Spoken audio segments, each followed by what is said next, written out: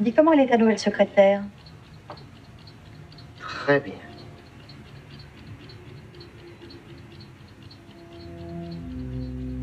The late Pierre Etaix differed from his mentor Jacques Tati in the elements of dream, surrealism and fantasy he included in his comedy. Tati's heroes are trapped in a real world which is awkward and confusing, just like us. Etaix's heroes are trapped in their own heads, also like us, and it's just as awkward and confusing as reality in there. Nevertheless, Etaix liked to stress that his best ideas were always inspired by real things. A friend who lived by a noisy motorway told him that when he dreamed, he felt like he was in his car, and from this suggestion, Etaix spun off a whole sequence in his movie Le Grand Amour.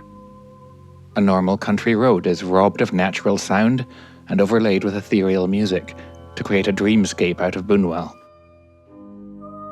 There's a subtle undercurrent of danger in this slumberland, with hints of the mishaps that can befall us in our dreams.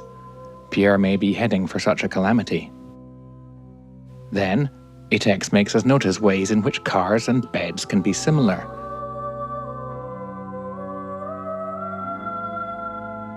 Turning back the covers to welcome a bedmate can resemble the act of opening the door to welcome a passenger. Everything seems to be going smoothly for Pierre. The lovely Nicole Calfan even has a gap in her front teeth that matches his own.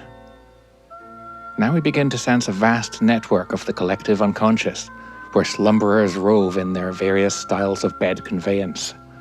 Having set up this single, surreal connection between beds and cars, all Etaix has to do is pursue it with the same crazy logic. This simple idea is capable of making audiences not only laugh, but gasp with delight, because each gag springs from the central idea as naturally as the events of a dream. Even the very peculiar image of a cow wearing a onesie is prefigured by the sight of Pierre's family dog in its domestic costume. We sense how elements from our waking lives get recapitulated in a jumbled-up way as we sleep.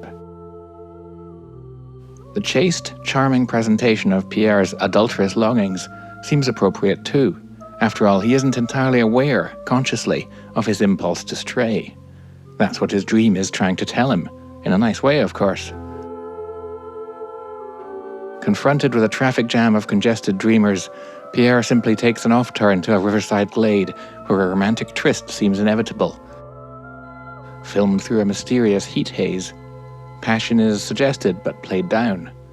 And as the bed backs into the shadows, the equivalent of an old Hollywood fade-out deletes the sexual act and returns Pierre to the marital home.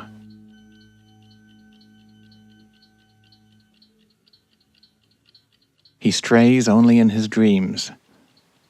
For now. Tu dors?